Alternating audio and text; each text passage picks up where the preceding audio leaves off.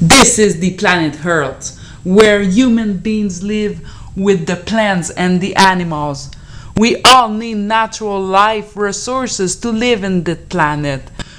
Since million, thousand years ago, we move, eat, clean, build, dress ourselves, and even make business all around the world with respect and harmony for that natural life resources. But since 100 years ago, we cannot do it all those things anymore with respect and harmony for that natural life resources. We move, eat, drink, build, and make business with a lot of pollution. We toxify the water, we gasify the air, and we garbage the soil. And that's not the planet in harmony and the quality of natural life resources. It is a cause of a bad habit of living.